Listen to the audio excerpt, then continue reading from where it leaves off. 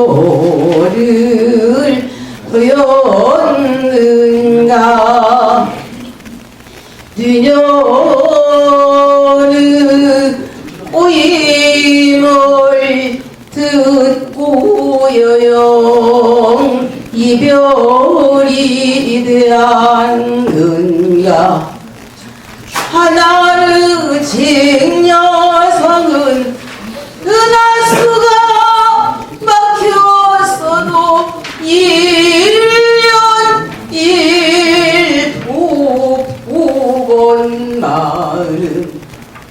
우리님 계신 곳은 부산물이 막혔간 기이다지도 못 오신가. 차라리 내가 죽어 3월 동풍 연자되어 임계신 조망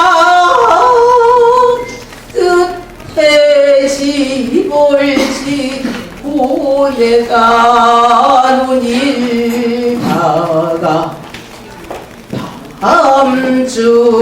밤중만 이모를 만나 만단 성회를 풀어볼 거나.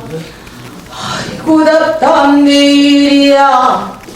일을 장사 어쩔 거나. 아무도 모르게 울음을 운다.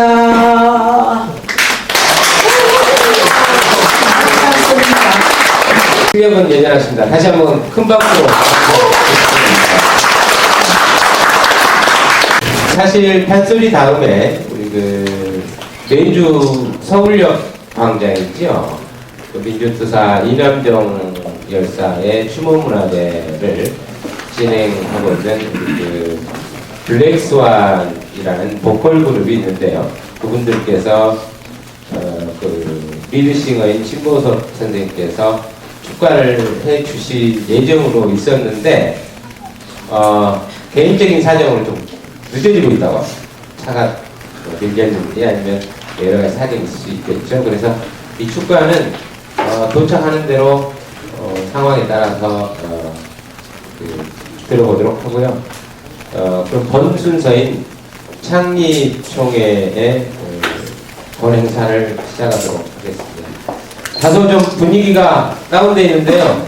뭐 아시는 분들은 아실 것이고 모르시는 분들은 모르시겠지만 여하튼 간에 창립총회이니만큼 다시 어깨 활짝 펴고 힘찬 시작을 해보도록 하겠습니다. 민주실현 시민운동본부 창립총회를 여러분의 큰 박수로 시작하도록 하겠습니다. 네. 먼저 민주의례가 있겠습니다. 모두 일어서 주시기 바랍니다. 약식으로 순국선열 및 민주위원회에 대한 묵상만 진행하도록 하겠습니다. 일동 묵상. 바로 모두 자리에 앉아주시기 바랍니다. 네, 오늘 참석하신 분들은 63명입니다. 63명이 참석하셨다는 것을 말씀을 드리고요. 내비는요, 몇 분만 소개를 해드리고요. 그리고 시간이 다소 여유가 있기 때문에 돌아가면서 본인 소개 간단하게 하도록 하겠습니다. 먼저 우리 송태경 역사보건 국민운동본부 상임대표였습니다. 큰 박수로 환영해 주시기 바랍니다. 네, 김형기석 유민년 대표 참여해 주셨습니다. 큰 박수로 환영해 주시기 바랍니다.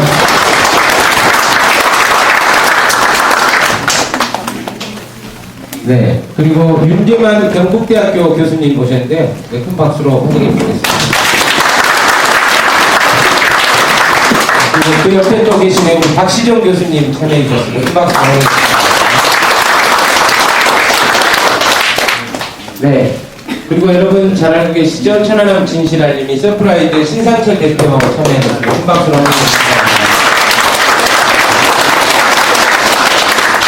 제가 다 기억하고 있지 못해서요. 그리고 김수남 대표님도 참여해주셨는데 큰 박수로 환영해주시기 바랍니다. 네, 그리고 오늘 창립 총회까지 노고와 헌신을 아끼지 않고 헌신의 힘을 다해서 이끌어 주신 우리 윤두병 정 운영위원장님 참여하고 계십니다. 큰 박수로 환영해 주시기 바랍니다. 네, 그럼 지금부터 이쪽부터 해서 간단하게 성함과 본인 소개 하는 것에 대해서 다 함께 얼굴 한 번씩 마주할 수 있는 시간을 갖도록 하겠습니다. 네. 네, 파주에 거주하고 있는 김동진입니다. 네, 강남에 근무하는 김진혁입니다. 반갑습니다, 여러분. 역사본 국민운동부 상임대표 송태계입니다. 반갑습니다. 대한민국 유권자연대 의장 윤소원입니다.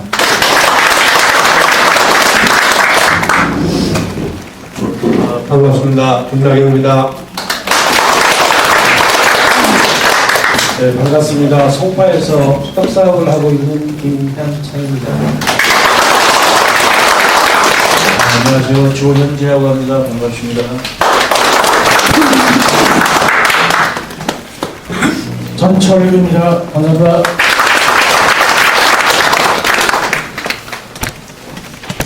안녕하세요. 이진모라고 합니다. 반갑습니다. 안녕하세요. 인천에서 온 하태전입니다. 네, 반갑습니다. 저는 제주에서 입체 사진을 촬영하는 장승호라고 합니다. 안녕하세요. 정명원입니다. 네, 서울 관악구에 거주하고 있는 전상만입니다. 네, 반갑습니다. 서울상 김도일입니다. 안녕하세요. 종로에 사는 김성훈이라고 합니다. 반갑습니다. 홍보팀에서 일하고 있는 하승훈입니다. 반갑습니다. 전서프라이즈 대표 신강철입니다. 김재혁 심리협의회 공동대표이는 정강표라고 합니다. 네, 반갑습니다. 저 파란쪽에서 활동하는 안동영입니다. 반갑습니다. 박종철입니다. 반갑습니다. 강남 부치동에서 커피 보는 박준배입니다. 안녕하세요. 부산에서 올라온 현미수입니다. 안녕하세요. 서초구에서 온 김승만입니다. 안녕하세요. 이성훈입니다. 반갑습니다. 서울 동릉에 거주하는 한시원이라고 합니다. 안녕하십니까. 무역대산 김삼정이라고 합니다. 반갑습니다. 만나서 반갑습니다. 저 대전에서 올라온 이광호입니다. 하나님 부동산 개발 관련 일을 하고 있습니다.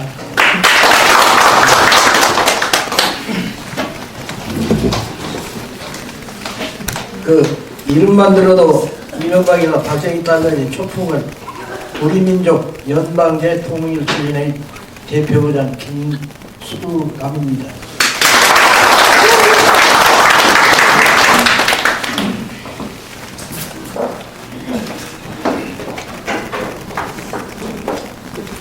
지역을 말씀드려드리겠습니다. 잠실동에 사는 정옥경입니다. 사무국장 맡고 있습니다. 안녕하십니까. 인천에서 온 남대입니다. 반갑습니다. 저 지금 살기는 개포동에 살고 있고요. 18 대선 원천무효 국민행동 운영위원 오영술입니다. 안녕하세요. 저는 충몽이라고 하는데 정교군이라고 합니다.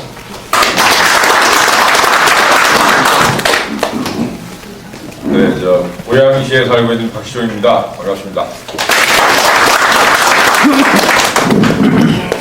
네, 대학에서 헌법학을 가르치고 있는 대구에서 온 윤재만입니다. 반갑습니다. 안녕하십니까. 전남 광양에서 올라온 강세형 목사입니다. 저는 여러분에게 선거부정 방지법, 시민입법 정원, 서명운동을 제안하기 위해서 취지문을 만들어 왔습니다. 이따가 한번 소개할 수 있는 기회를 주시면 고맙겠습니다. 그리고 저는 18대 대선 부정선거 규명 목회자 그룹의 한 사람이고요. 그리고 민족문제연구소 전남 본부지부장이기도 합니다. 네, 대구에서 송필경입니다. 제가 어떻게 초대를 좋아하는지는 잘 모르겠는데 좋은 자리인 것 같습니다.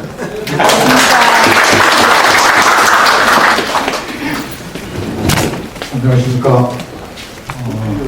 서대문구에서 살고 있는 홍물주라고 합니다. 반갑습니다. 반갑습니다. 윤두배입니다. 운영위원장을 맡았었고요. 개인적으로는 민족문화를 사람들에게 문화라는 것을 이끌고 있었습니다.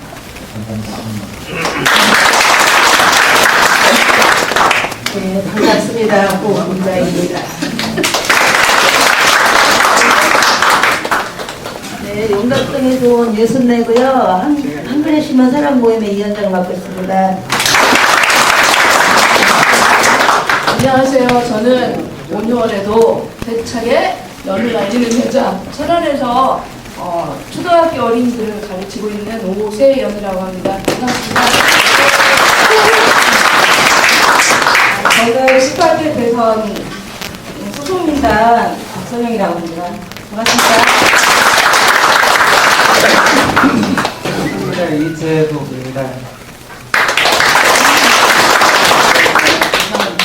호입니다.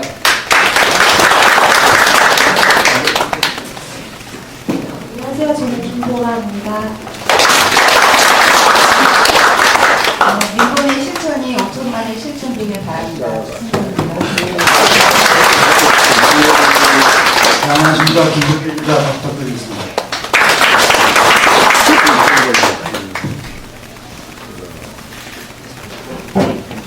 예, 김진우입니다. 저는 경기 화성입니다. 늦어서 죄송합니다.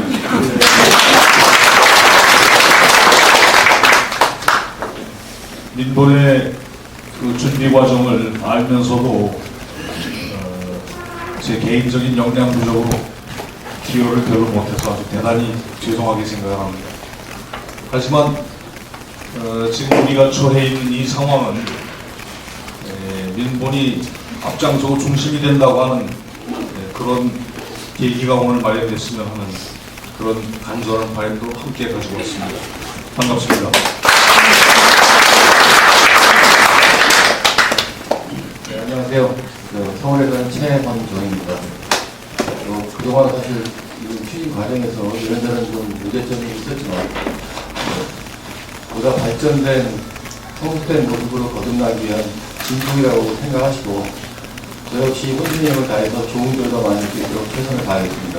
네, 고맙습니다. 안녕하십니까. 저는 운영위원을 맡고 있는 박영식입니다. 짧게 한 말씀만 드리겠습니다.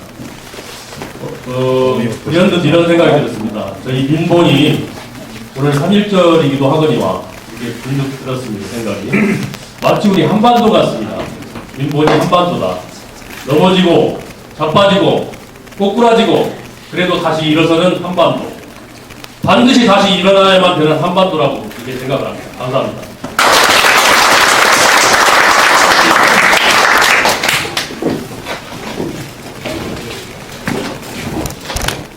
예, 반갑습니다. 부여에서 온 장연이라고 합니다.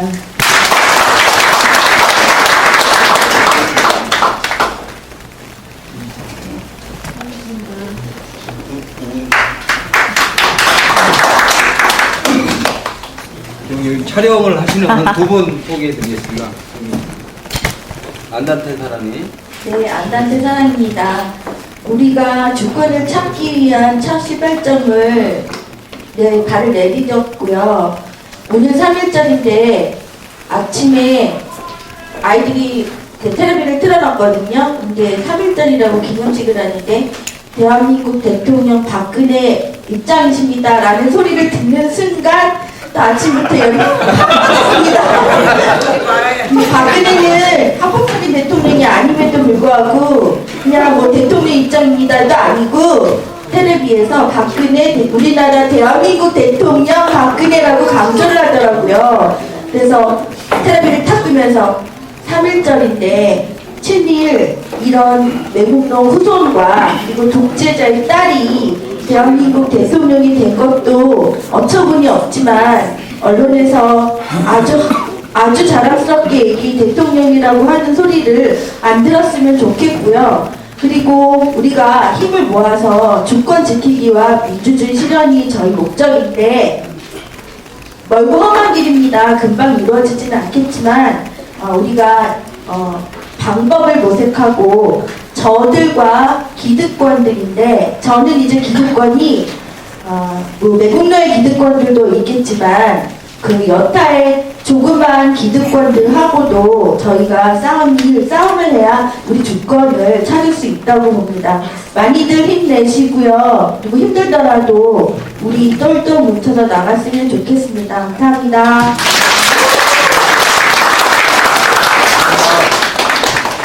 안녕하세요. 저는 18대 대선 부정선거에 대해서 다큐멘터리 찍고 있는 권혜명이라고 합니다.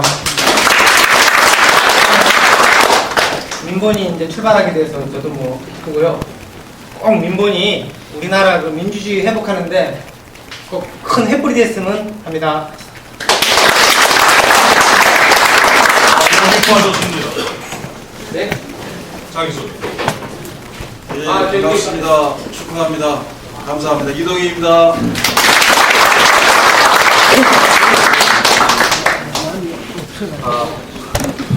반갑습니다. 저는 이효영입니다. 민본이 잘 돼갖고 박근혜가 내려온 거는 시발점이고 또 박근혜가 내려왔을 때 우리가 함께 박수 칠 수 있는 그런 그림이 됐으면 좋겠습니다. 반갑습니다.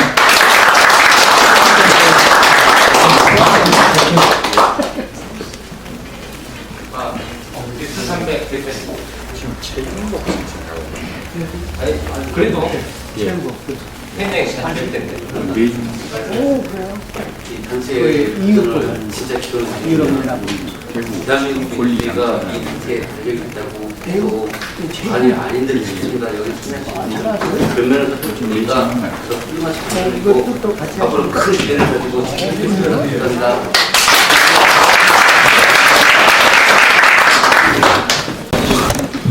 반갑습니다. 저는 이효영입니다. 민본이 잘 돼갖고 박근혜가 내려온 거는 시발점이고 또 박근혜가 내려왔을 때 우리가 함께 박수 칠 수 있는 그런 그림이 됐으면 좋겠습니다. 반갑습니다.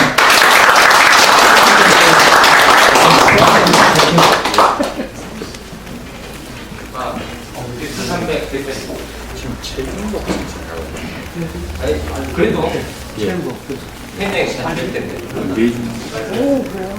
이 단체들은 진짜 기도를 대한민국 권리가 이 단체에 달려있다고 해도 아니 아닌들 있습니다. 여기 참여하십니다. 그런 면에서 우리가 더 훌륭한 시간이고 앞으로 큰 기회를 가지고 지키겠습니다. 감사합니다.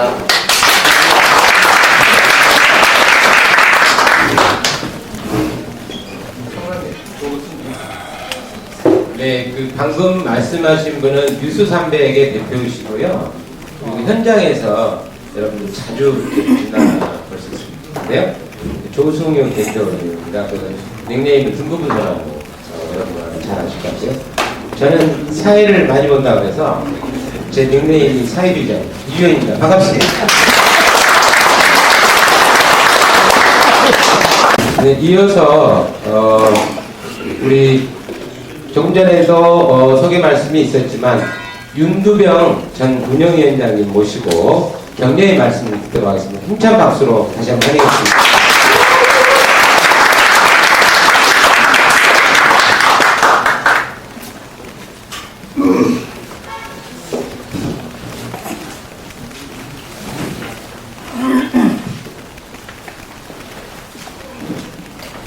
반갑습니다.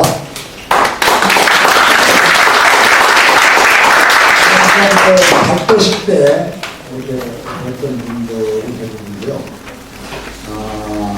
그리고 오늘도 이렇게 발표해드리니까 반갑습니다.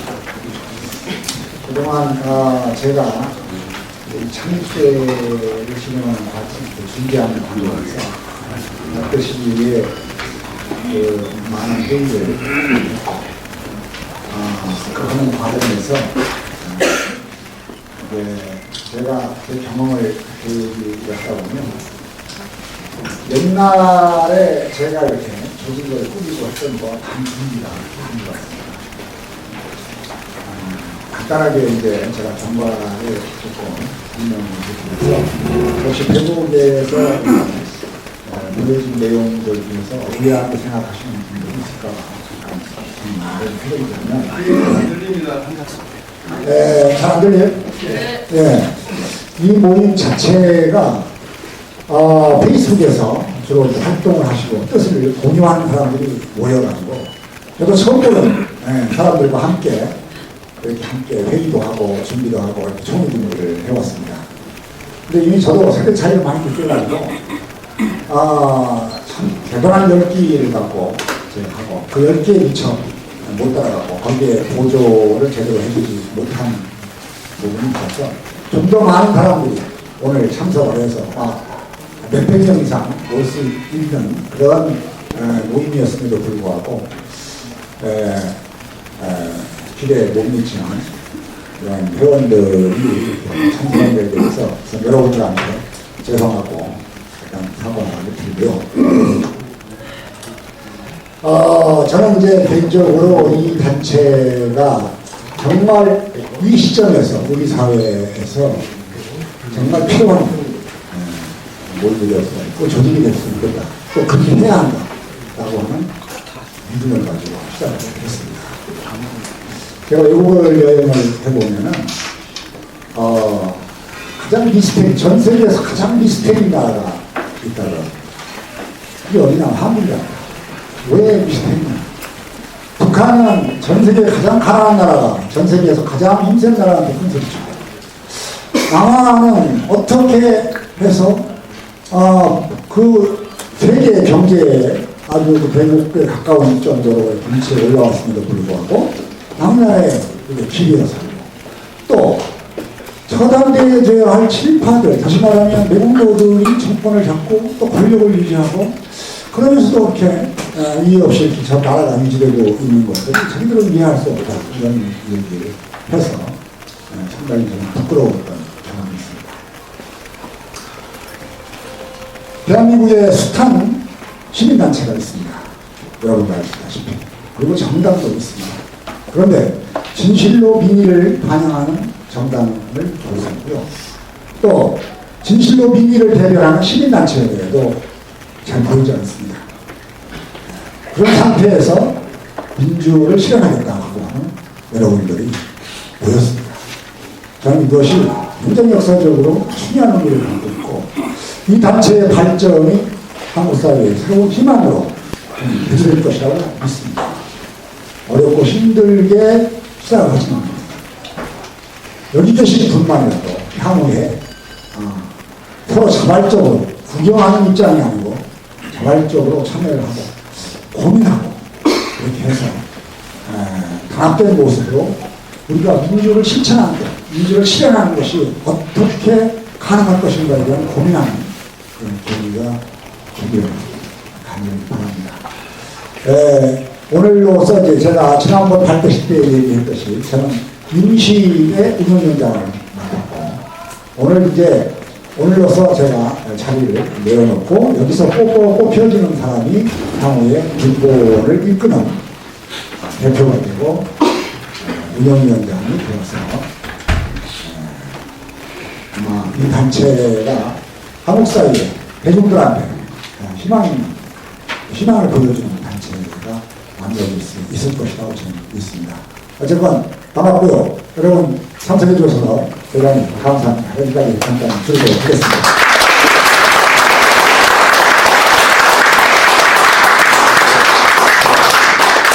네, 민주명 위원장께서는 백의정군하는 마음으로 평회원으로서 저희들과 함께 활동을 하실 예정이고요. 그리고 수많은 이렇게 조직 활동을 하시면서 쌓으셨던 경험을 토대로 계속 자문을 해주시겠다는 그런 입장이셔서 너무 감사하고 고맙다는 말씀드리고요.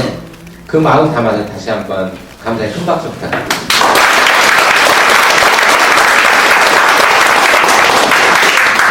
네, 그리고 가장 중요한 일이 있는데 좀 미진한 부분이 있었던가 봐요. 그래서 쪽지가 왔는데요. 가장 중요한 것 중에 하나죠. 군자금 마련을 해야 되는데 회비 미납하신 분 혹시 계시면 아예 안 받았어요? 아, 지금 다니면서도 받으신답니다. 네, 적극적으로 협조해 주시면 얼마죠? 10,000원인가요? 네, 잠깐 회비 각출하는 시간 잠깐 갖고 또 이어서 진행하도록 하겠습니다. 네, 뵙도록 하겠습니다. 정옥경 사무국장 큰 박수로 환영해 주시기 바랍니다.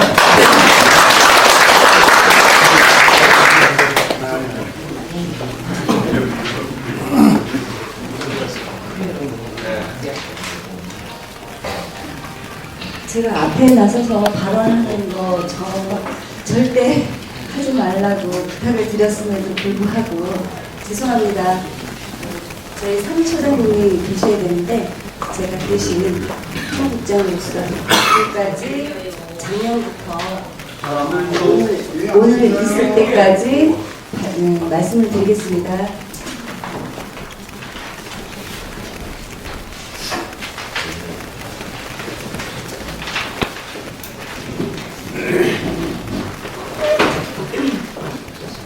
저희가 2013년 12월 29일 날 19분이 이제 그 전에 8월부터 사실 이제 이야기가 시작이 돼서 이 모임을 위해서 8월부터 이제 이야기가 되다가 그때 박창신 신부님이 이제 개표부정에 대해서 부정선거 백서를 들고 시민이사를 이제 보신 이후에 이제 저희가 선거소송인단하고 함께 익산에 내려가서 19분이 같이 때 이제 모임을 갖게 됐어요. 그게 이제 공식적으로는 제 첫 번째 모임이 익산 모임이에요. 두 번째는 이남정 열사가 12월 31일 날 분신을 하고 1월 4일 날 광주 망월동 묘지에 안장되는 것까지 저희가 이제 참석을 해서 그때도 또 얘기가 되고 한 결과 이제 모여서 워크숍을 좀 가져야 되지 않겠느냐. 그래서 1월 11일부터 1월 13일까지 2박 3일 동안 고성까지 내려왔어요. 28분이. 그러니까 저희가 처음 시작부터 이렇게 이제 한 20분에서 30분이 너무너무 열심히 지금까지 한 분도 거의 낙오 없이 지금까지 모은 결과인 것 같아요. 그래서 적극적으로 회원 가입을 지금까지는 이 모임을 우선 단단히 해야 그 외부에서 뭐 흔히 얘기하는 뿌락치든 방해 세력이든 그런 데에서 이제 방어할 수 있는 그런 준비를 가져야 되겠다 싶어서 사실 창립 때 오늘까지 비공개로 진행을 했고요. 특별히 여기에 그래서 오신 분들이 저희한테는 더욱 뜻깊습니다. 그래서 2박 3일 동안 정말 놀지도 않고 밥만 먹고 저녁에는 술을 조금 먹기는 했는데요. 굉장히 진지한 토론을 해서 윤곽이 거기에서 대략 이제 나왔어요. 운영위원회를 구성으로 해서 우리가 민본이 이렇게 탄생을 하자. 2박 3일 동안 이제 가열차게 이제 투쟁을 하는 거를 목표로 해서 이제 했는데 그때 윤두병 지금 위원장님께서 말씀하시는 부분에 저는 그때까지만 해도 참석을 그러니까 이 모임에 합류를 하려고 생각을 안 했는데 밥을 해주러 갔었거든요. 28명. 그래서 주방에만 계속 있었어요. 근데 한번 이렇게 얘기를 들어보니까 투쟁은 얼마든지 개인이 가서 하실 수 있고 우리 그 20명에서 30명은 이런 모임 아니래도 지금 현장에서 뛰고 있어요.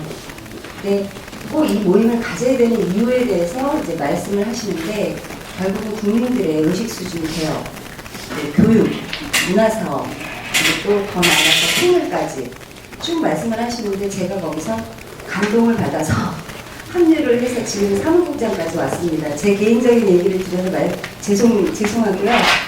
그 다음에 이제 정식적으로 발대식이 있기까지 임시 모임이 몇 차례 있었어요. 그래서 여러분들이 알다시피 2월 7일 날 이곳에서 61분 모시고 그때는 이제 박정신 신부님께서 불편하셔도 참석을 하셔서 이제 축사도 해주시고 이제 좀 뜨거운 분위기로 각 팀 구성하고 팀장을 위원으로 운영위원으로 구성을 해서 팀별로 지금까지 운영위원제로 오늘 이날까지의 결정은 전부 이제 운영위에서 결정해서 지금까지 이제 온 겁니다. 그리고 그 다음에 발대식에서 뽑은 그 운영위원들 중심으로 2월 12일 날 1차 운영위원회를 열었고요.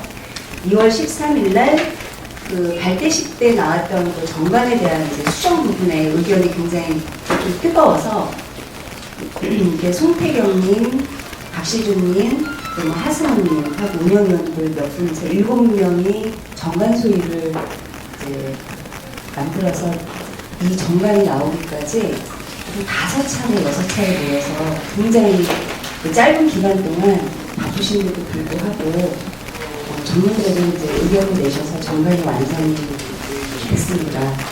그리고 1차 운영위원회 다음으로 그 다음에 2차 운영위원회가 2월 19일 날 열렸고요.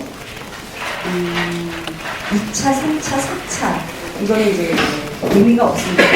그 다음에 마지막으로 오늘 창립총회를 하기까지 어제 2월 28일 날 어저께 3시부터 모여서 정식적인 운영위원회는 6시 반에 시작을 해서 8시에 끝났어요.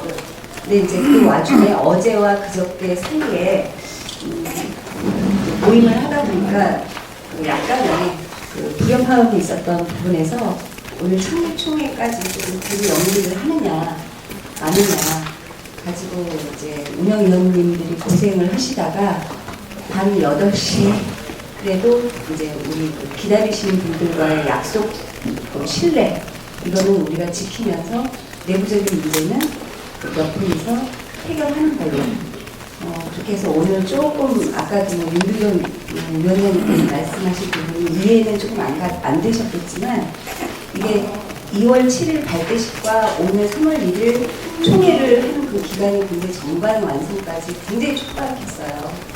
그래서 고생을 하시다 보니까 마음고생도 많으셨고 저희가 3월 1일 날 창립총회를 오늘 하게 된 이유는 3월 15일 부정선거와 4월 19일 이제 4.19 이거 그걸 기준으로 해서 국내 충투하고 맞물려서 좀 더 본격적으로 대외적인 투쟁을 이제 하려면 창립총회는 거쳐야 되겠다. 그래서 이걸 조금 서두르다 보니까 오늘 창립총회를 하게 됐고요.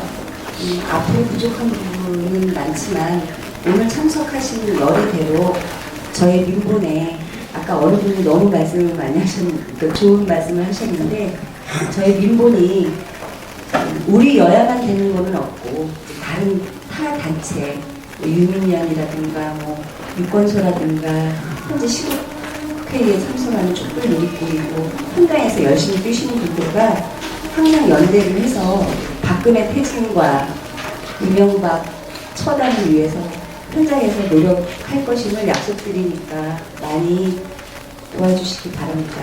감사드립니다.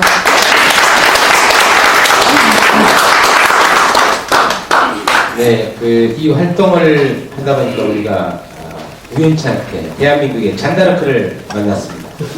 가장 수고해 주시고 마음고생도 많이 하셨는데요. 그 노고 헌신에 대해서 다시 한번 감사의 큰 박수. 그리고 강철구 교수님 오셨습니다. 큰 박수로 환영해 주시기 바랍니다. 네, 고맙습니다. 네, 뭐 페이스북을 통해서 여러분들 아시고 계시겠지만 유만영 사무처장님께서 이제 입장 표명을 하셨는데요. 현재까지 공식적으로 최종 확인된 건 어저께 이제 한영수 선거소송인단 공동 대표님의 말씀이었는데요. 박창진 신부님과 직접 통화를 하시고 난 뒤에 말씀을 주신 겁니다. 그래서 박창진 신부님 고문으로 이렇게 참여를 하신다고 말씀 주셨고요. 한영수 대표께서도 참여를 하신다고 했는데, 한영수 대표께서는 그 형님이 암이 걸리잖아요. 위중에서 지금 부산에 긴급하게 내려가시느라고 참석을 못 하셨고요. 그럼 이제 두 의견이 갈리지 않습니까? 이 갈리는 부분에 대해서는 새로운 집행부가 직접 만나서 확인을 하고 그리고 또 여러분들께 말씀을 드리는 걸로 그렇게 했으면 좋겠다 싶습니다. 이 정도 말씀드리면 괜찮겠죠? 예. 네, 고맙습니다. 네. 다음은요, 우리 이렇게 모였으니까 정말 만나기 힘든 분을 만났거든요. 그래서 여러분 뭐 다 잘 알고 계시고 또 뭐 영화까지 나왔는데 익히 알고 계시겠지만, 근데 중요한 게 뭐냐, 이 천안함 미스테리 사건과 18대 대선이 어떻게 연결되는지 그 이야기에 대해서는 아마 들어보지 않으셨을 걸로 봅니다. 궁금하지 않으세요? 궁금합니다. 네, 그래서 그 잠깐의 시간을 빌려서 우리 신상철 대표 모시고 천안함과 18대 대선은 무슨 관계가 있는지 들어보도록 하겠습니다. 큰 박수로 환영해 주시기 갑자기 강연하라고 아주 황당하거든요. 네, 간략하게 말씀드리겠습니다. 길게 얘기하면 문제가 하실 거기 때문에. 제가 이제 박근혜 출범과 동시에 이제 이거 이상하다, 문제가 있다라고 생각을 해서 들여다보기 시작을 했거든요. 부정선거 문제는. 거기는 그게 작용을 하는 것 같아요. 그래 이제 30년, 40년 이렇게 살다 보면 50년 넘어가면 뭐 직간장이 괜찮습니다. 그죠? 직간. 이건 이상하다. 그러면서 들여다보는 거거든요. 들여다보니까 보이더란 말이죠. 그래서 사람들이 그런 얘기를 합니다. 당신은 천안함 하나만 잘해. 그것만 잘해도 박수 받을 수 있는데 왜 또 딴 거 얘기하냐. 그런 얘기들을 해요. 사실은 고민을 좀 했습니다. 야, 이것까지 또 뜯어야 되나. 그래서 근데 중요한 거는 이 부정선거의 문제가 오랜만입니다. 부정선거 문제가 천안보다 더 중요해요. 더 중요하더란 말이에요. 더 중요한 게 있는데 천안함 중요하다고 거기에만 묶여있을 수가 있는가. 그래서 이야기하기 시작했습니다. 왜냐하면 부정선거는 우리 미래잖아요. 그죠? 지금도 올해가 2014년인데 2010년에 부정선거를 저질렀던 이게 지금 그대로 반복되고 있단 말이죠. 우리 부정선거 하니까 지난 대선에 부정으로 당선된 박근혜만 생각을 하시는데, 사실 그 전에 총선 그리고 그 전에 지방선거에서도 부정이 존재했단 말입니다. 제가 천안함 토론 나갔을 때 어떤 그 보수 패널이 그런 얘기를 했습니다. 시간 기다리는 동안에 이제 커피 한잔 하고 있는데 신 대표는 천안함이 좌측에 다 쏘고래요. 어떻게 보니까 제가 그것도 있지도 않았고 배를 타오지도 않았는데 하도 기가 막혀가지고 가만히 쳐다보다가 제가 그 교수한테 그랬어요. 교수님 집에 자제분 계십니까? 아들, 딸 있습니까? 이렇게 물어요. 있죠. 아들, 딸이 있으니까 제가 두 내외간에 한입을 쏘고 불 끄고 잤다라고 이야기할 수 있는 거 아닙니까? 그렇게 이야기를 하는데 당신 우리 자는 거 봤어? 라고 이야기하면 내가 뭐라고 말해야 됩니까? 안 잤다, 안 잤다고 어떻게 됩니까? 안 잤다 그러면 그거는 출생의 비밀이거나 아니면 성령을 의미한 거잖아요. 그쯤 되면 과학을 넘어섭니다. 종교입니다. 천안함이 그래요. 국방부에서 이거는 이거다. 공격 와서 한 방에 격침을 했다. 믿어라. 무조건 믿으라는 거예요. 그건 아닌 것 같아 라고 얘기하면 바로 소송을 하고 벌금을 때리고. 저는 그래도 크게 또 제가 천안함 민간조사위원이었기 때문에 저한테 대해서는 지금 현재 재판 진행 중입니다만, 그렇지만 많은 사람들이 사소한 글 하나 퍼나르고 했다가 졸제 수사기관한테 물려가서 조사받고 벌금 받는 사람이 굉장히 많더라고요. 저도 몰랐습니다. 한 번씩 이렇게 이제 트위터나 페이스북을 저도 천안함 사건 때문에 혼났습니다. 뭐 혼났습니까? 가서 조사받고 벌금 100만 원 냈습니다. 기가 막힌 거예요. 저는 아직까지 벌금도 안 냈거든요. 지금 천안함 21번째 재판을 받고 있는데 작년 한 해 동안은 몸이 안 좋아서 재판도 쉬었습니다. 근데 이제 금년 초부터 다시 시작을 해서 지금 22번째 재판을 앞두고 있는데 또 다음 달에는 재판부가 또 바뀌어요.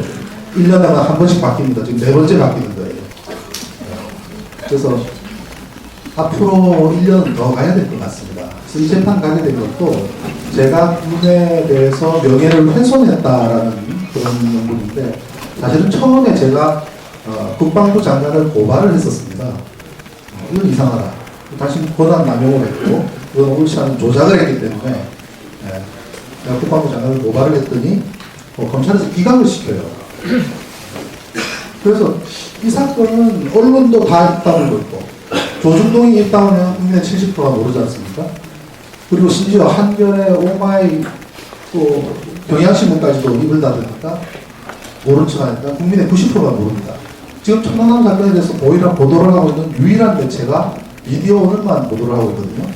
이런 상황에서 아무리 진실을 밝혀봐야, 아무리 이것이 진실이라고 얘기해봐야 알려질 방법도 없고 밝혀질 방법조차도 없는데 검찰은 이러한 조작과 왜곡을 조사하기는커녕 그 사람들이 오히려 기소를 해서 국방부 앞에 전위부대로 서고 있는 이 마당에 알릴 방법이 없으니까 유일하게 매달릴 수 있는 사법부밖에 없단 말이죠. 재판으로 가져가야 되겠다. 그래서 이제 제가 고발을 했는데 고발을 안 받아주니까 고발을 당하는 쪽으로 선택을 한 겁니다. 그래서 계속 국방부 장관을 비난하고 했죠. 당신은 비겁한 국민이다. 당신은 연병인 국민이다. 당신은 무모한 국민이다. 올렸더니 감사하게도 고발을 해주시더라고요. 그러니까 얼씨구나 하고 또 참모총장께서도 고발을 해주셨어요. 그러니까 그 두 분은 고소입니다. 본인들의 명예를 훼손했다고. 그래서 국방장관 별내, 그 다음에 참모총장 별내, 조사본부장 별세, 그리고 합조단장 별세. 네 사람이 고소 2건, 고발 2건에서 별이 14개입니다. 그래서 그분들이 명예훼손을 했다고 하니 제가 조사를 받는데 이것이 명예훼손에 해당하냐 안 하냐 하는 문제는 제가 주장한 것이 공익적인 것이냐 아니냐에 따라서 유무죄가 판결되는 부분이 있고요.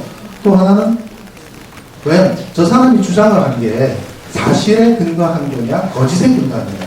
상대방을 비난하면 명예훼손이 된다 하더라도 무게가 다르죠. 거짓말로 그냥 비방하는 것과 진실에 비방하는 것과 명예훼손의 형량 자체가 다르기 때문에 그럼 사실관계를 따져보자라는 겁니다. 그래서 이제 재판부에서 검찰과 변호사가 합의를 보이를 증인을 80명을 이렇게 선정을 한 거예요. 그것도 받아준다. 얼마나 감사합니까. 그래서 천안함과 관련된 80명의 증인이 벌써 4년째 꼬박꼬박 나오고 있습니다. 그러다 보니까 지금 우리는 재판하고 싶어서 안달을 하고 있는데 그 사람들이 안 나오고 도망다녀요. 상당히 많이 밝혀졌거든요. 많이 밝혀졌는데 워낙 언론들이 쓰지를 않기 때문에 드러나고는 있지는 않지만 그래도 많이 밝혀지고 있습니다. 그런데 아직도 한 30명의 증인들이 남아있기 때문에 1년 정도는 재판이 이제 더 가야 되는 부분입니다. 그래서 재판 진행 중인데 왜 이 구정선거 문제하고 연결이 있냐면요. 한번 생각해 보십시오. 천안함 문제가 진실이 밝혀지면 보수, 소위 말하는 수구, 보수의 근본 뿌리가 뽑혀나갈 정도의 파괴력을 가진 겁니다. 국가기관 조직이 이 교통사고거든요. 천안함 좌초가 왜 좌초냐 설명드릴 필요는 없지만 인터넷으로 검색을 해보시면 나올 겁니다. 좌초라는 것은 지 스스로 갖다 지어박은 거거든요. 자기 혼자. 그러면 그냥 놔두면 돼요. 놔두면 되는데 이 함장이 밀고 들어갈 때 쭉 조용히 밀고 들어가니 조용히 뛰면 될 줄 알았죠. 왜 우리 초보 운전대 골목 들어갔는데 뭐가 삐 소리가 나서 딱 쳐다봤더니 BMW를 긁고 있더란 말이죠. 내 차가. 어떻습니까? 기분이. BMW인데 내 차가. 그러면 주변을 둘러보죠. 제일 먼저.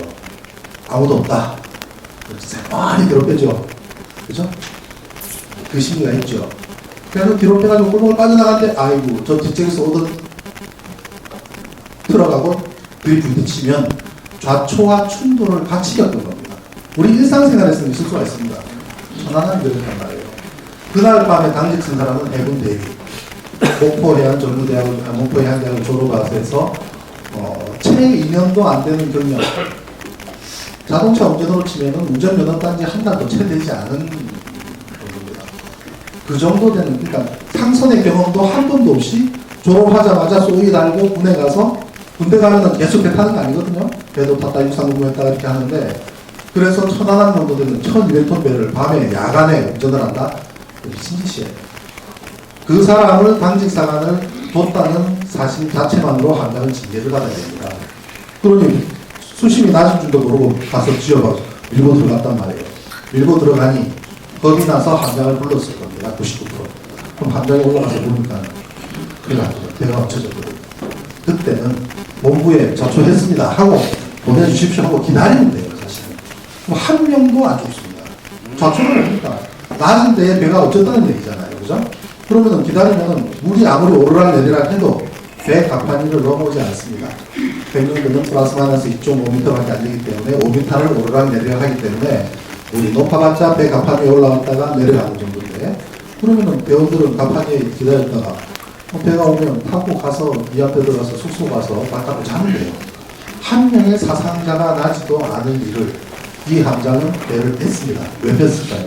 그 야간에 배가 조용히 밀고 들어갔기 때문에 조용히 빼면 빠질 줄로 알았고, 만약에 좌초를 도보를 하게 되면 자기는 문제생활 끝나죠. 1차적으로 군복 벗어야 되죠. 2차적으로 영창 가야 되죠. 자기 인생 버리게 되죠. 해군 장교가 천박을 좌초시키거나 침몰시키거나 공군 장교가 비행기를 추락시키면 최고형이 사형입니다. 그게 우리나라 군법이 그렇게 없고요. 그렇게 해서 사형당한 사람은 한 명도 없지만, 특히 공군 비행기 같은 경우는 추락하는 건 같이 유명을 달리 하지 않습니까? 그만큼 군형법이 혹독하기 때문에 만약에 있는 대로 보호가 됐다면 자기는 군생활이 끝난다라는 그런 두려움, 그리고 상대적으로 너무 조용하게 배가 밀고 들어갔기 때문에 백령도 지형들이 굉장히 곱습니다. 온 모래들이 깔려있기 때문에 암초에 부딪힌 게 아니에요. 암초에 부딪혔으면 방법이 없습니다. 좌초했다 그러고 보고하는 걸 끝나야 돼요. 근데 조용히 밀고 들어가니 조용히 빼고 싶었던 거예요. 그런데 막상 빼고 보니 물이 엄청나게 들어온 거죠. 그래서 찢어지니까 배가 굉장히 얇거든요. 그래서 깊은 수심으로 들어갈수록 배는 점점 가라앉고, 왜 우리 자동차도 뒤에 홍수 났을 때 자동차 몰고 가다 보면 마우라 물 들어가면 꺼지잖아요, 엔진이. 결국은 엔진도 스톱됩니다. 엔진이 스톱되니까 그때부터 표류를 합니다. 천안함과 관련된 제일 첫 번째 그 보도자료, 그 TV 화면 보면 천안함 침수 후 5km 표류 후 두동강 이렇게 나왔습니다. 찾아보십시오. 최초의 TV 화면에 거기 진실이 다 달려 있습니다. 침수, 좌초 때문에 침수가 되거든요. 5km 표류, 엔진이 꺼져서 표류하거든요. 그 다음에 두동강. 그 두동강은 그 뒤쪽을 지나던 잠수함이 충돌을 했습니다. 그 잠수함의 국적이 뭐냐? 왜 거기 왔느냐? 그리고 그 다음에 어떻게 됐느냐? 거기도 시신들이 많이 발생했거든요. 그것 때문에 전부 거기에 매달려서 천안함은 뒷전이었거든요. 그런 내용은 유튜브상에서 한번 검색을 해보시면 제가 2시간 열심히 떠든 게 있습니다. 그걸 보시면 되고요. 그래서 천안함 사건, 이런 사건들이 교통사고를 살인사건으로 만드는 거죠. 그 살인사건은 뭡니까? 처음에 만약에 제가 군에서 조사를 할 때 조작된 것을 펼쳐놓고 이거를 이대로 밀고 가니 당신도 동의하시오 라는 압박 아닌 압박을 저한테 가했을 때 자신 고민을 했습니다. 이거를 진실을 얘기를 해야 될 것인지 말아야 될 것인지 고민을 하다가 오후 4시까지 밤에서 조사를 끝내고 고민을 하다가 그 이암대군을 나오면서부터 바로 언론사 전화하고 민주당의 이해찬 전 총리한테 전화를 해서 친구들 조작을 하고 있습니다 라고 말하기까지 약간의 고민이 있었습니다. 그 고민 중에 가장 큰 것이, 만약에 제가 이 어마어마한 사건을 국가기관이 진실을 덮고 보도하고 엉뚱한 대로 방향을 끌고 가는 이거를 이야기하지 않는다면 나만 제 인생 내내 제가 저 스스로 고통을 당할 것 같습니다. 제가 한 4년 동안 지금 천안함 문제를 가지고 관련도 하고 다니고 얘기를 하니까 용기 있다고 막 하시는 분들이 많은데 용기 있는 게 아닙니다. 저는 굉장히 겁이 많은 사람이에요. 나중에 진실을 밝혀지고 난 다음에 그 역사적인 무게감을 어떻게 감당하려고. 저 사람들이 용기가 있는 거예요. 보통 배짱이 아닙니다. 보통 용기 가지고 저를 가지 못합니다. 맞습니다. 네. 그래서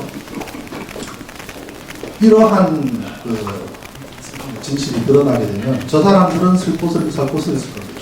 적어도 2, 30년 동안 정권 잡기 힘들 거라고. 그렇기 때문에 철저하게 막아야 되겠죠. 돈으로 막고, 좋은 자리로 막고, 반대하는 사람들은 철저하게 청해고, 언론들은 전부 통제하고, 모든 언론사들을 도대체 뭘 자꾸 흔들기에 저렇게 있는가 굉장히 궁금합니다. 도대체 민주당 의원 각 사람들 어떤 약점을 잡고 맨투맨으로 하길래 저렇게 있다는 건 참 궁금합니다. 궁금하지 않습니까? 궁금합니다. 소위 말하는 국가정보기관이라는 사람들이 앉아서 댓글이나 하고 있는 그 짓을 하는 사람들이 국회의원 한 사람 야당 국회의원 150명도 채 되지 않는 절반되지 않는 그 야당 한 사람 맨투맨으로 커버해서 약점 다 잡아서 그 사람들을 평가하고 은밀하게 추적하고 하는 일을 하는 것도 어려운 게 아닐 겁니다. 그죠? 그렇지 않으면 저렇게 신뢰할 수 없어요. 그렇죠? 그래서 이러한 것이 드러났을 때 자기들의 기반이 무너진다고 생각하기 때문에 저 사람들은 어떻게든 정권을 잡을 수밖에 없습니다. 정권을 연장하는 문제는 민주당이나 야당 입장에서는 뭐 되면 되고 안 되면 다음번에 또 도전하면 될 문제인지 몰라도 한나라당 저 사람들 입장에서는 목숨입니다. 목숨. 이번에 지배되면 우리 모두 죽는다. 재산 다 뺏긴다. 가진 부동산 다 드러난다. 불법 다 드러난다. 지금까지 내가 했던 불법 때문에 나는 구속될 것이고 영원히 내가 가진 기득권 전부 빼앗기게 될 것이다 라고 생각하는 목숨입니다. 그럼 최소한 정권이 바뀌더라도 중간에 완충작용할 수 있는 그런 정권을 내세워서라도 자기들이 준비해서 도망갈 준비할 기간이 필요한 사람들입니다. 그 사람들은.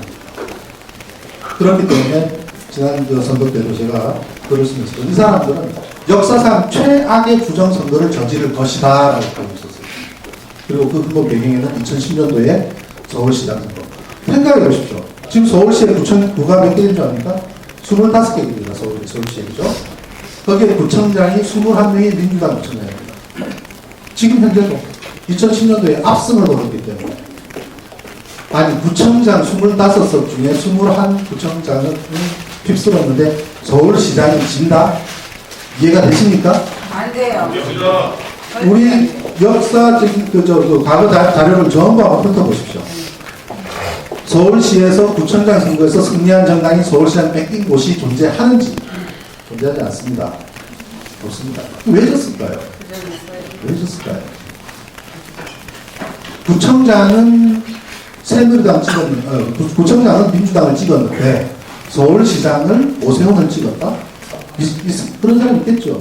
근데 구청장은 민주당을 찍었지만 새누리당 구청장은 한명숙을 찍었지만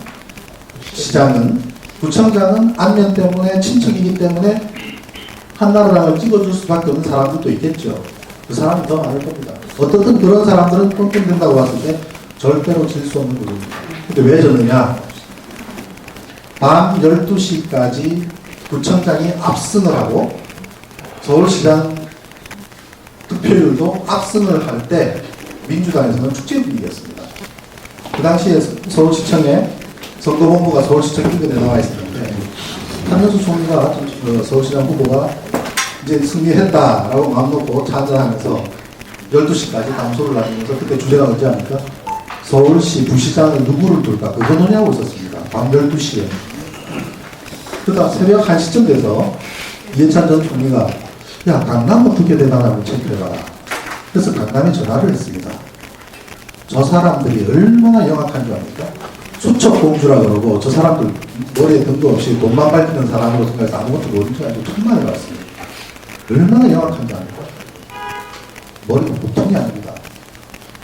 밤 11시까지 서초 3구, 강남 3구, 서초, 송파, 강남 개표를 하지 않았습니다.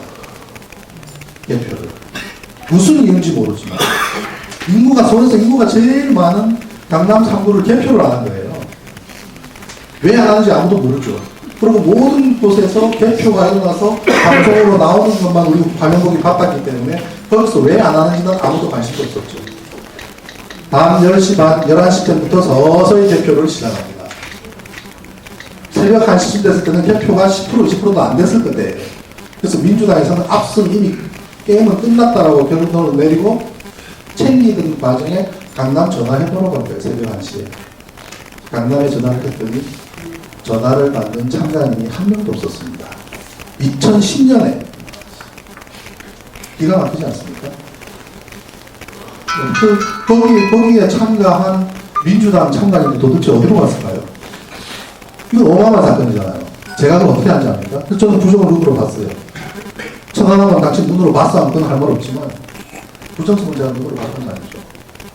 그래서 제가 그 다음날 선거 다음날 전 별 생각 없이 한명숙 후보 사무실로 제가 위로하러 갔습니다. 인사차 갔거든요. 그 당시에 한명숙 후보 캠프가 여기도 저희 사무실 바로 앞 건물에 있었는데 거기 제가 자주 갔었습니다. 뭐 도와주러 간 게 아니라 그때가 2010년 5월달 2010년 5월달이면 천안함 사건이 3월 26일 발생하고 제가 3월 28일부터 칼럼을 쓰기 시작해서 4월 중순에 민간조사위원이 되고 평택가서 조사하고 4월 말에 조사하고 언론에다가 공표를 하는 바람에 5월 초부터 난리가 났을 때예요. 조중동부터 시작해가지고 저를 갖고 막 지금지금 씹어 삼킬 때예요. 그 당시에 이제 선거 캠프가 꾸려져서 서울시장 선거를 하고 있는데 준비를 하고 있는데 얼마나 저한테 협박 전화가 오는지 군에서 함께 조사했던 과학자들이 전화가 오고 영락급 장교들이 전화가 오고 별난 사람들이 전화하고 회유 안 되면 협박 아니면 욕설 기무사에서 또 전화해요. 기무사 전화할 때는 참 으시시하게 전화합니다. 별 말 안 합니다. 우리 지금 거기 가니까 기다리면 막 딱 하고 딱 끊어버려요. 와 머리가 죽겠습니다. 그럼 난 노트북 챙겨가지고 도망가요. 사무실에서 나와가지고 밭대가 마땅치 않으니 한명숙 종이 캠프로 가요. 거기는 24시간 들어가잖아요. 방을 새더라도 괜찮잖아요. 그 캠프 안에서는. 또 자기들 도와주는 줄 안다는 거죠. 그래서 구석에 앉아가지고 저는 내일 보면서 계속 한 번씩 탁박을 쳐다보는 거예요. 까만차만 보면 겁이 나는 거죠. 그래서 그쪽 사람들하고 친하기도 했지만 그래서 이제 선거 끝나고 한총님한테 위로하러 갔어요. 아이고 총님 고생 많으셨는데 선거 줘서 어떡합니까? 그랬더니 가만히 이렇게 보시더니 막 눈물을 흘리시는 겁니다. 갑자기. 진짜 이거 뭐 이런 일이 있냐고. 무슨 일이 있습니까? 그때 막 하염없이 눈물을 흘리세요. 새벽 1시에 전화를 했더니 민주당 참관인이 한 명도 없답니다. 아시는 분 계십니까? 이 사실을 제가 한 번씩은 당연히 해서 하기 때문에 한 명도 없어요. 그래서 그때부터 제가 조사를 해봤거든요. 해봤더니 이 조사하는 그 단체에 적응돼서 프라이즈라는 매체를 운영을 하고 있었기 때문에 그쪽을 통해서 공개를 하든지 언론사에 알려서 세상에 이런 일이 있냐 이거 부정선거다라고 주장할 수 있겠죠. 그죠? 그래서 조사를 해봤더니 알리기에 자체 내에 에러가 있더라고요. 뭐냐면 민주당 내에 문제도 크더란 말이죠. 참관인 교육이 전혀 안 돼 있습니다. 2010년 지방선거도 마찬가지고 그 위에 총선도 마찬가지고 대선도 마찬가지고 참관인 교육을 한 번도 한 적이 없습니다. 저 집단은. 도저히 정당이라고 볼 수가 없는 집단이에요. 참관인 교육을 하지 않으니 참관인들이 로직이 없어요. 어떻게 해야 되는지. 구청장 따라갔던 참관인들이 자기 구청장 떨어지니까 철수해버린 겁니다. 첫 번째가.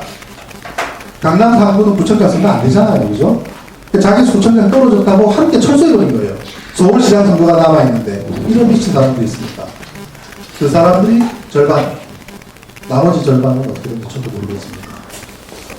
나머지 절반은 회유됐거나 압박을 받았거나 돌려보냈을 거라고 추정을 하는데 증거가 없어요. 그럼 이걸 내가 문제 삼고 싶어도 팩트라는 것이 없기 때문에 문제 삼기도 어렵지만 민주당 내에서도 아이고 이왕 선거 끝나고 2만 표 줬거든요. 2만 표. 밤까지는 압승이었는데 아침에 자고 일어나니 2만 표 진 거예요. 그 바람에 그 당시에 노회찬 후보가 14만 6천 표 받았는데 노회찬 씨가 욕 많이 먹었습니다. 당신 때문에 한명숙 졌다고. 모든 그거를 노회찬 씨가 뒤집어 쓴 거죠. 노회찬 씨 안 나왔으면 14만 표가 한명숙 왔으니 한명숙이 12만 표로 이겼을 텐데 노회찬 당신 때문에 14만 표로 2만 표 차이로 졌다. 이 논리에 다 묻혀버렸지만 정말 노회찬 후보가 몇 표와 상관없이 자기들은 만 표나 더 많게 만들 수 있는 환경이 조성되어 있었습니다. 새벽 1시부터 아무도 없었습니다. 마음껏 표를 만들 수가 있었습니다. 그게 2010년도 서울시장 선거의 진실입니다. 그거를 제가 그때 알기 때문에 총선 때 난리쳤을 거 아니겠습니까? 난리쳤죠. 민주당에 전화를 해서 도대체 참관인 여기 누가 시키냐 전화를 하면 계속 뺑뺑이만 돌리고 참관인 교육하는 담당자가 없는 겁니다. 민주당 내에. 그래서 그때부터 부정선거 분명히 일어날 테니 부정선거를 대비를 하라고 글도 쓰고 칼럼도 쓰고 내가 아는 민주당에 있는 의원이나 보좌관이나 그 사람들 전화도 하고 제가 별짓을 다 했습니다. 근데 지난 총선 어떻게 된지 압니까? 저는 그 당시에 강남을 타고했거든요. 정동영 후보가 강남을에 출마했기 때문에 정동영 후보가 보금유튜브 그 강남에서 출마를 했습니다. 사전에 인터뷰도 하고 또 홍보도 해주고 또 선거할 때도 그쪽 지역을 타락하면서 봤더니 거기서 2010년 지방선거 때 참관인들을 전부 다 돌려보낸 메커니즘을 확인을 하게 됐습니다. 왜냐하면 강남 1구에 정동영 지역구에 투표구가 55개 투표구가 있습니다. 55군데에서 투표가 이루어졌어요. 그러면 그 55곳에서 발생한 박스가 한 곳에 모여야 되죠. 그죠? 강남구 선관위로 모여가지고 거기서 한꺼번에 대표가 되죠. 그럼 박스가 이동을 하지 않습니까? 박스 이동하기 전에 그곳에 각각에 있는 참관인들은 마지막으로 그 박스에 도장을 찍어주고 6만원을 받고 저녁밥값 그 다음에 그 박스를 따라서 그 개표소까지 가서 넘겨줘야 되죠. 그런데 도장까지 찍어서 박스를 따라가려고 하는데 55군데 투표구마다 똑같은 일이 벌어집니다. 이 박스를 선관위 직원과 경찰이 함께 운반을 잘 할 테니 돌아가십시오. 모든 55군데가 동일한 말을 했다는 것 사실이 참관인을 돌려보내는 것에 대한 지시대로 움직인 거죠. 중앙선관위와 경찰이. 그죠? 공범입니다. 공범. 그 결과가 어떻게 됐습니까? 대표소에 도착한 박스 55개 중에 28개가 찢기고 뜯기고 열쇠 뜯어지고 도장이 없는 것도 발견됐습니다. 28박스가 뭘 했을까요? 뭉텅이를 뽑아서 뭉텅이로 집어넣을 수도 있고 도장 없는 것은 박스를 통째로 바꾼 겁니다. 참관인이 아무리 게을러서 자기 6만원 받고 저녁 바꿔먹으려고 그러면 최종적으로 도장을 찍어줘야 끝나잖아요. 도장을 안 찍었을 수가 없습니다. 근데 도장이 없는 박스는 박스가 통째로 바뀐 거예요. 그게 가능할까? 가능합니다. 왜 가능하냐면 자 여기서 우리가 좀 투표한 사람이 지금 100명이란 말이죠. 100명에서 박스 안에는 100장이 들어있단 말이죠. 그러면 이 중에서 뭐 지금 거의 99% 나오시겠지만 60%가 박근혜 후보 50%가 문재인이라고 가정을 합시다. 강남이기 때문에. 그럼 100장 중에 60명은 박근혜고 40명은 문재인인 박스가 이동을 한단 말이에요. 그럼 최종적으로 도장 찍는 순간 이 박스에는 몇 장이 들어있는가는 이미 밝혀지죠. 현장에서 몇 사람이 투표했다고 알죠. 그럼 딱 연락을 합니다. 자, 100장짜리 출발했다. 참관인이 없으면 가는 동안에 100장짜리에 80장이 박근혜고 20장이 문재인인 표가 준비했다가 딱 바꿔 치면 하면 되는 겁니다. 이게 왜 가능하냐? 투표용지에 1년 도구가 없어요. 투표하실 때 삼각형 찍고 들어가는 기억 나십니까? 그 삼각형 찍는 데에 번호를 지금 기억하시는 분 없죠? 그 번호가 찍고 난 다음 종이에도 있어야 됩니다. 버스표 한번 보십시오. 영화표 한번 보십시오. 모든 1년 번호는 양쪽에 붙어 있어야 1년 번호가 1년 번호로서의 존재 이유가 있는 겁니다. 근데 왜 투표용지는 없을까요? 그렇기 때문에 찍고 나면 1년 번호가 없기 때문에 통째로 바꿔도 알 수가 없습니다. 부정을 저지를 완벽한 시스템을 갖춰놨습니다. 이런 건 지금의 시스템입니다. 그래서 28개 박스에 대해서 법원에다가 증거보정 신청을 했습니다. 그것도 일반 시민들이 정당이 움직인 게 아니라. 그래서 법원에서 그걸 압류를 했습니다. 28개 박스를 강남에서. 그래서 어떻게 된지 압니까? 유야는 그 당사자인 민주당이 소송을 하지 않으니 법원이 그냥 지고 있다 그냥 없어진 거예요.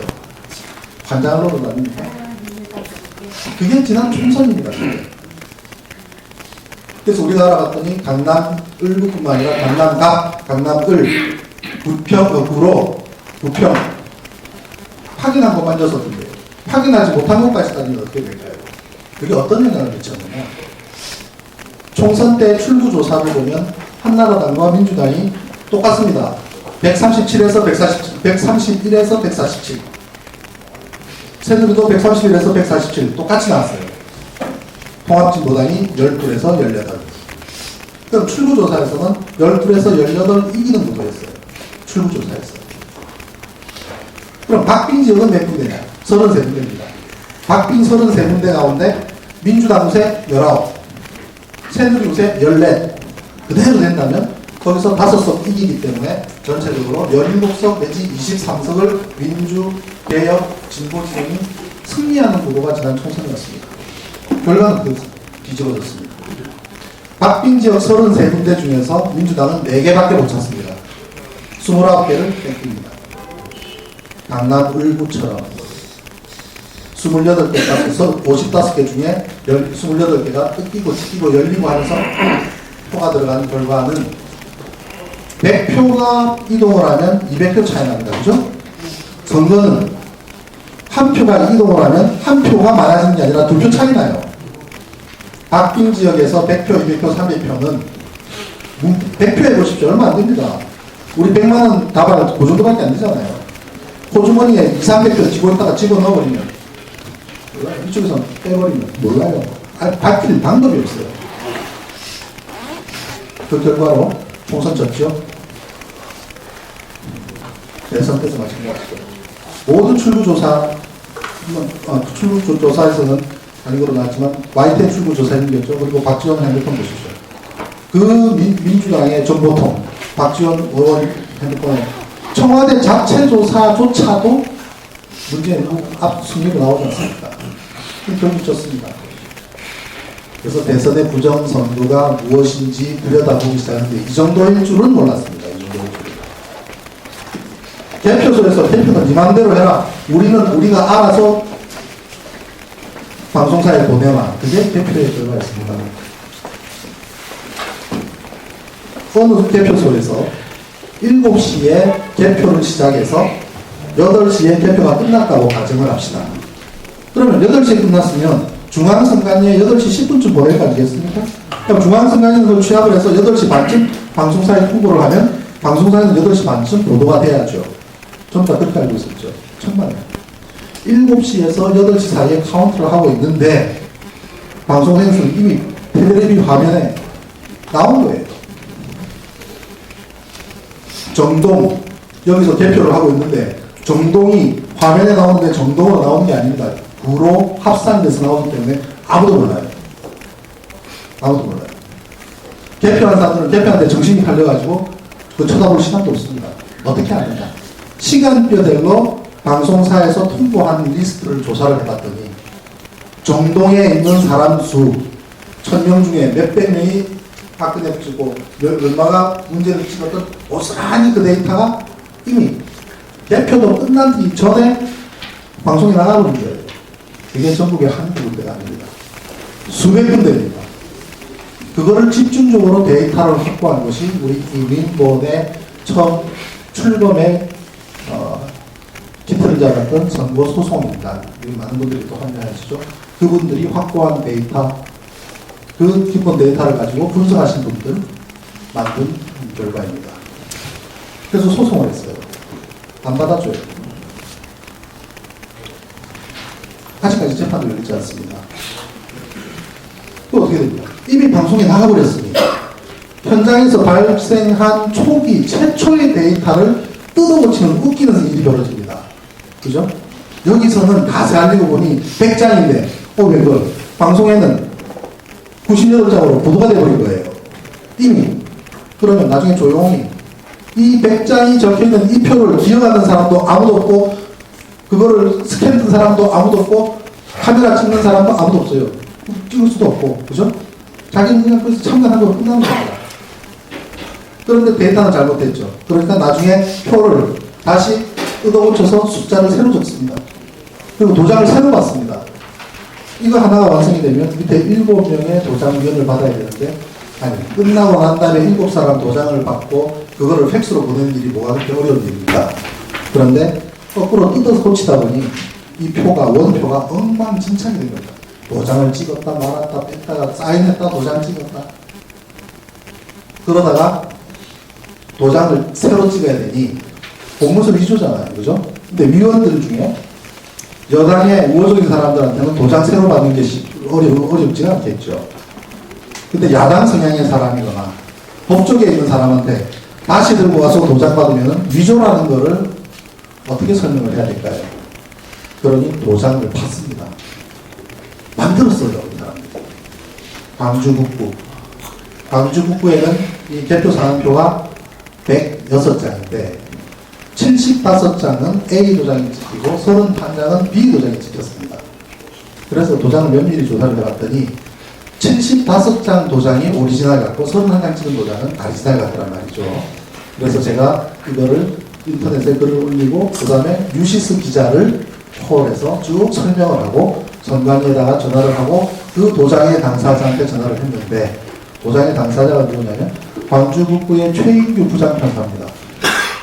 부장판사한테 이거 새로 도장 찍어야 되니 해주십시오라는 말을 하기가 어려웠던 모양이에요. 그러니 부장 도장에 판사의 도장을 비슷하게 가서 판다고 판 것이 잘못 팠어요. 오리지널은 최인규 이렇게 되죠. 한자로 그거를 최인규인으로 잘못 판단한 것 같아요. 최자, 최씨성을 가지신 분 도장 길게 쓰면 최가 굉장히 복잡합니다. 우리가 한자로 쓰면 간단해도 도장에 파는 최는 밑에가 많아요. 그러다 보니까 최인이 한글대로 또 규인인 줄로 착각해서 도장집에 가서 최인규의 내자를 팝니다. 근데 그분이 가진 오리지널은 최가 길고 인규 적자였습니다. 그거를 딱 발견을 하고 공문서 위조 해서 제가 중앙선관위원장을 고발을 했어요.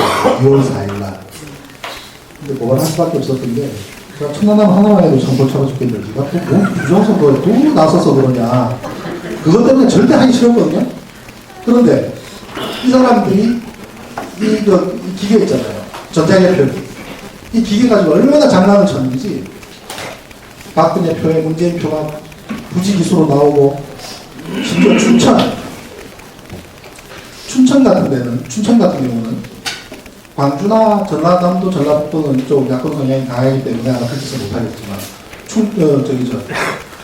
강원도 같은 경우는 여권 성향이 있지만 거기는 자기들이 어떤 조작을 하기 위해 굉장히 좋은 마당으로 선정하는 것 같아요. 그러다 보니 춘천에는 1600명이 투표를 했는데 그거를 기계에 물려서 돌렸더니 기계가 판독한 게 800장밖에 안 돼요. 절반밖에 안 돼요. 절반은 전부 미분류표로 튀어나오고 미분류표 판독하지 못한다고. 그 기계를 만든 회사가 한턱 시스템이라고 우리 은행에 가면 돈 뽑는 기계 있죠? 그 기계 만드는 우리 국내에서 제일 기술력이 좋은 회사입니다. 여러분들이 돈 카드를 집어넣고 5만원 딱 출력했는데 만원짜리 5장에 5만원짜리 5장이 튀어나오면 대박 나는 거잖아요. 그런 일 경험하신 적 있습니까? 없습니다. 국가 경제 대란이 일어납니다. 그런 일이. 그 기계 정확합니다. 그 기계에 비하면 이건 아무것도 아니잖아요. 7사람 동그라미 친거 카운트하는데 그 기계가 뭐 이렇게 복잡합니까? 그런데 그 기계가 1600명 중에 800명을 인식하고 800명을 인식을 못하도록 만든 거죠. 참가인들이 아무리 눈에 불을 켜고 쳐다봐도 800장을 카운트하는 동안만 쳐다볼 수 있지 옆으로 빠져나온 미분류표는 쳐다보지도 못하는 겁니다. 그러면 그 1800장을 딱 가져와서 선관위 직원이 알아서 손으로 배분하면 끝납니다. 왜? 1년 번호도 없고 박근혜 편한테 문재인표가 무더기로 들어가도 일단 묶어버리면 그만이고 나중에 밤 사이에 개수 맞춰버릴 거기 때문에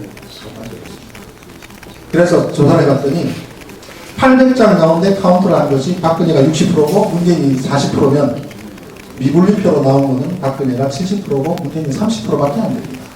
통계라는 것은 일반적이거든요. 무더기로 하면 바람이 많아질수록 통계는 비슷해지는 겁니다. 그런 장난을 쳤습니다.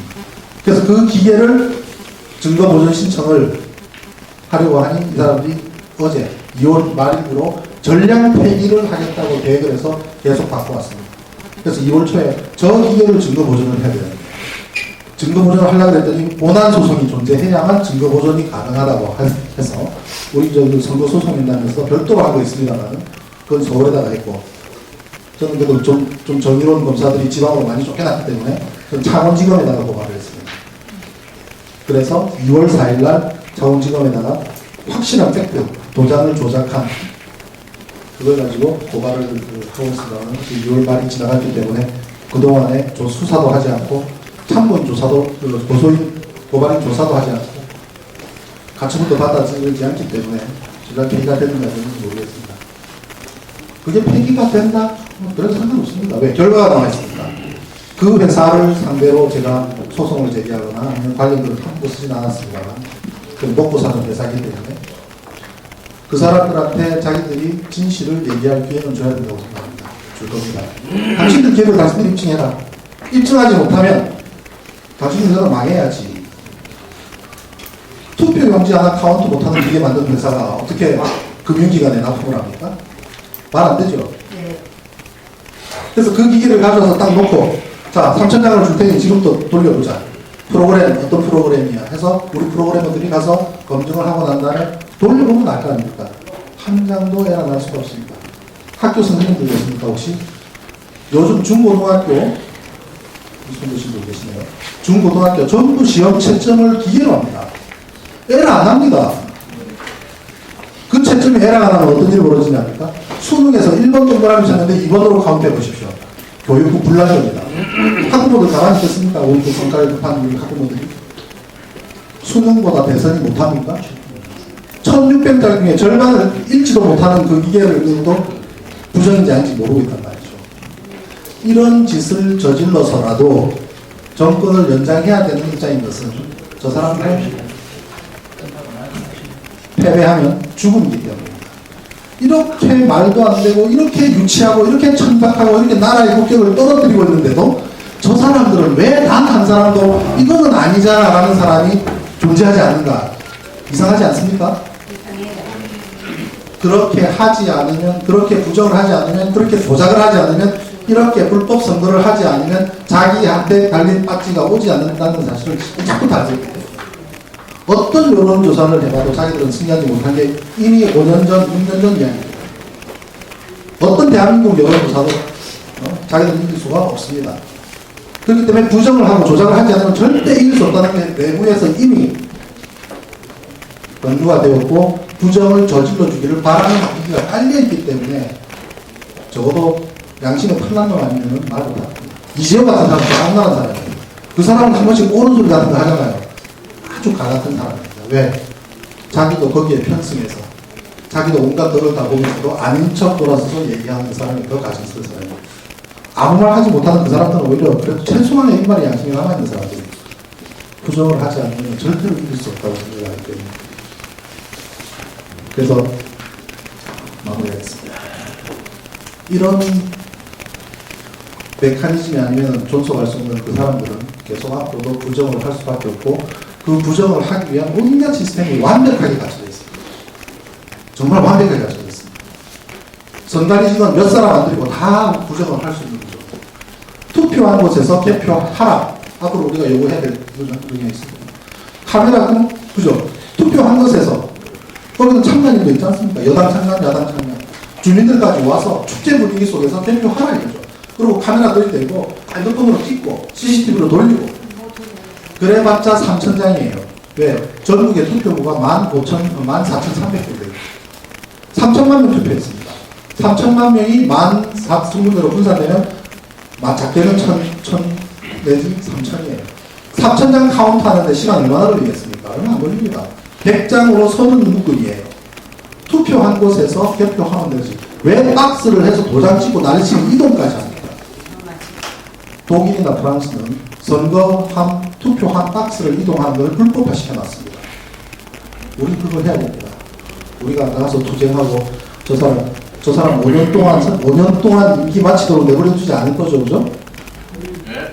그죠? 네. 그러기 위해서 우리가 많이 알겠습니다. 그죠? 네. 그래서 투표는 우리 미래잖아요. 우리의 미래를 결정하는 거잖아요. 우리의 미래를 결정할 수 있는 유일한 수단 아닙니까? 그죠? 우리의 문화고, 우리의 복지고, 우리의 경제도, 우리 국가의 통일이고, 그런데 교통사고를 살인사건으로 바꾼 놈들, 그 살인사건도 살인이고, 앞으로 우리가 통일을 해야 될 우리 피를 나는 우리 민족이 살인했다고 조작을 했는데 그놈들이 자기의 목숨을 부지하기 위해서 부정선거를 저지른 거예요. 그래서 이 모든 것이 우리가 앞으로 조심해야 될 부분이고요. 근데 저는 개인적으로 어떤 이런 단체나 그런 데에 소속되기를 극히 저는 꺼려왔습니다. 근데 이제 처음에 이 취지가 우리 박찬진 신부님 때문에 한번 봤으면 좋겠다고 말씀을 주셨고, 그래서 익산에 가서 만나뵙고, 그냥 박찬진 신부님께서도 찾아다니는 데서 많이 궁금하셨던 것 같아요.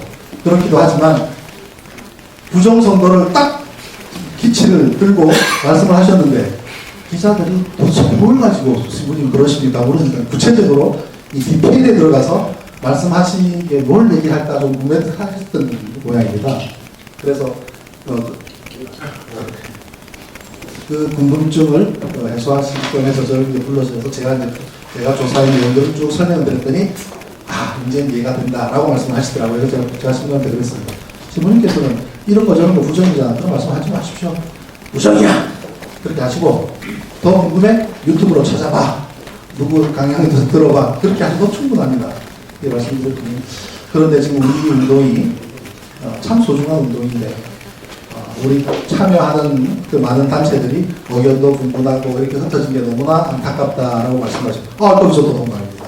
왜 이렇게 나눠서 우리가 서로 바라보는 곳이 지향점 같은데 저 사람들은 그 150명이 말도 안 되는 이슈 하나로 줄 서서 같이 외치는 저런 집단하고 우리가 상대를 하면서 다 선하고 착하고 다 뜻하는 바가 좋은 사람들이 왜 생각을 달리 하나 그런 점이 늘 안타까워 있었는데 그것을 가능하면 결집하는 그런 용이 있었으면 좋겠습니다 라고 말씀드렸고, 또 우리 그 부정선거 문제에 있어서 가장 법리적인 기반이 될 수 있는 우리 한명수 위원장님도 동감을 하시고 해서 그렇게 결집이 시작이 되어서 오늘까지 온 것 같습니다. 그래서 이 노력을 앞으로도 계속 확대해 나갔으면 좋겠다는 생각이고요. 그리고 어느 한 색깔을 가진 그런 단체보다는 많은 분들이 함께 조직화, 각 개인의 모임도 그렇지만 조직화돼서 결집에 나가는 그런 모임으로 발전하면 참 좋겠다는 생각으로 저는 개인적으로 그것을 만들기 위한 하나의 미랄 같은 역할을 할 수 있으면 하는 도로 간략하게 말씀 마치겠습니다. 고맙습니다.